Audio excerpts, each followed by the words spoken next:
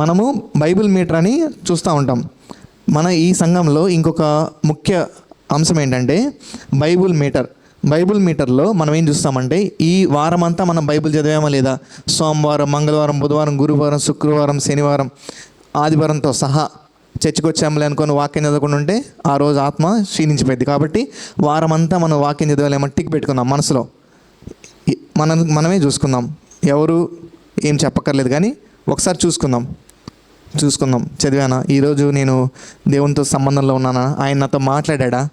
ప్రార్థన అంటే కేవలం నేను చెప్పే మాటలే కాదు, ఆయన చెప్పే మాటలు అంటే నేను వాక్యం చదివానా లేదా. నేను ఆయనకి పొద్దున అన్న చెప్పినట్టు ప్రార్థన చేసేటప్పుడు ఏమంటారంట, డ్యూటీలు వేస్తారంట దేవుడికి. తెలుసా మీకు?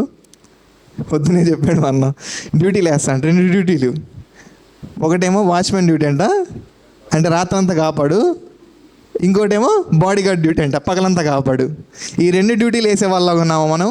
దేవుడికి మనం డ్యూటీలు వేస్తామా? రాత్రంతా కాపాడినందుకు వందనాలని వాచ్మెన్ డ్యూటీ వేసామంట, పగలంతా నువ్వు చూడండి బాడీ గార్డ్ డ్యూటీ వేస్తున్నాం. అవునా కదా? నేను కూడా అలా అంటాను ఒకప్పుడు. కానీ అలా కాదు, మనలో ఉంటాడు, ఆయన కాపాడతాడు. కానీ ఆ 2 మాటల కోసం దేవుని వాడితే ఆ డ్యూటీలు వేసినట్టు. ఆ 2 మాటలకి మించి మనం దేవునితో సంబంధంలో ఉంటే ఆయనతో మనము సంబంధంలో ఉన్నట్టు.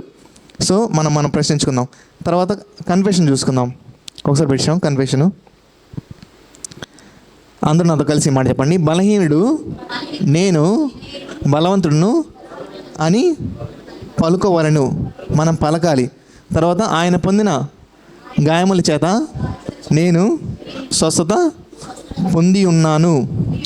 యెహోవా నన్ను, ఎక్కడైనా బైబిల్లో ఏదన్నా పేరు వచ్చినప్పుడు ఆ పేరులో మనం పెట్టుకోవాలి. దేవుడు ఇలా చెప్తున్నాడంటే వారికి మాత్రమే కాదు. ఇప్పుడు యెహోషువ, నువ్వు దివారాత్రులు ధ్యానించు ఈ వాక్యాన్ని, కుడిగాని ఎడగ్గాని తిరగద్దంటే యెహోషువ దగ్గర నా పేరు పెట్టుకోవాలి, మీ పేరు పెట్టుకోవాలి. అలాగే నేను ఏమన్నాడు, ఆయన పొందిన గాయాలు నేను స్వస్థపడ్డాను అనాలి. నీవు అన్న దగ్గర నేనని పెట్టుకోవాలి. తర్వాత యెహోవా నిన్ను అంటే యెహోవా నన్ను అనాలి. యెహోవా నన్ను తలగా నియమించును కానీ తోగా నియమింపడు. నేను అనాలి, నీవు అనకూడదు. నేను పైవాడిగా ఉంటాను కానీ కిందివాడిగా ఉండను. నేను అనేక జనములకు అప్పించదు కానీ అప్పు చేయను.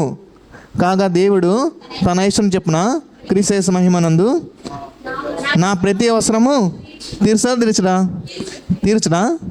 తీరుస్తాడా? నమ్మకం ఉందా? అదే నమ్మకంతో మనం పొందుకుందాం. మీలో ఉన్న దగ్గర నాలో ఉండాలి. నాలో ఉన్నవాడు లోకంలో ఉన్నాడు కంటే గొప్పవాడు కనుక నేను వారిని జయించి ఉన్నాను. జయిస్తాను కదా, జయించి ఉన్నాను.